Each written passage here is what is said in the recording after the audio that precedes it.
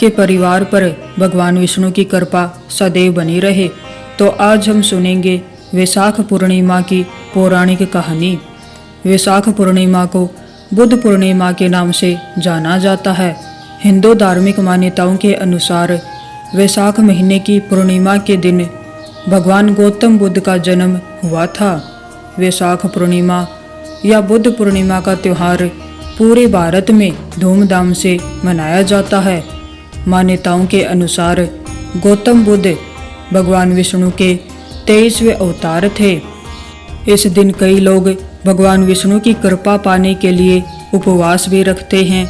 बुद्ध पूर्णिमा के दिन नदी स्नान और दान पुण्य के कार्य करने का भी विशेष महत्व है।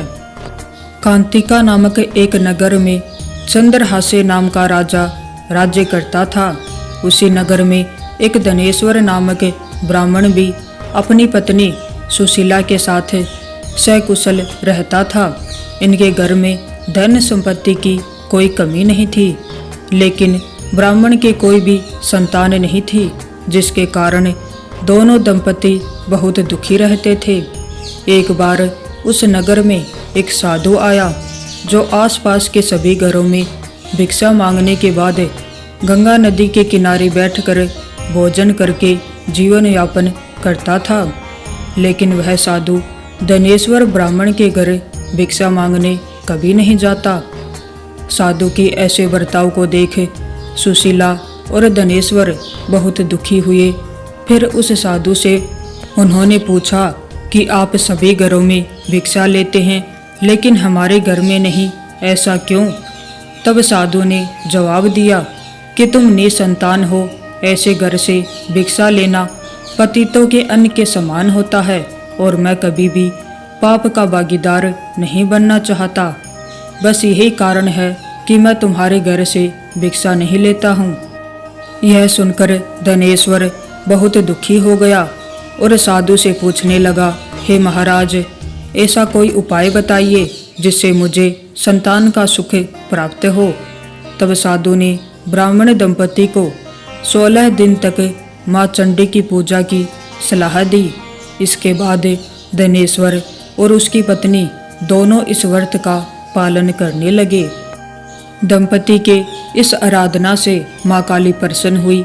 उनके सामने माँ काली प्रकट हो गई तथा उन दोनों को वरदान दिया। साथ ही उस ब्राह्मण दंपति को पूर्णिमा के दिन की पूजा विधि भी बताई। माता ने कहा, प्रत्येक पूर्णिमा के दिन दीपक जलाना, सभी पूर्णिमा को दीपक की संख्या बढ़ती जाए। ऐसा तब तक करना जब तक 32 दीपक न हो जाए। काली माता के कहे अनुसार वह पूर्णिमा पर दीपक जलाती रही। फल स्वरूप दंपति के घर एक पुत्र ने जन्म लिया, जिसका नाम उन्होंने देवदास रखा। देवदास के बड़े होने के पश्चात धनेश्वर ने उसे विद्या ग्रहण के लिए काशी भेजा। काशी में देवदास के साथ एक अजीब दुर्घटना घटी।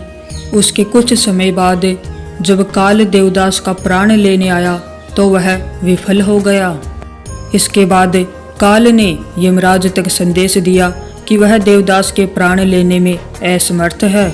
इसके बाद यमराज ने इसकी वजह जानने के लिए भगवान शिव और माता पार्वती से पूछा। तब माता पार्वती ने माँ काली से मिले वरदान के वृतांत को सुनाया और कहा कि ब्राह्मण दंपति ने पूर्णिमा का व्रत रखा था, इसलिए देवदास का कोई कुछ भी नहीं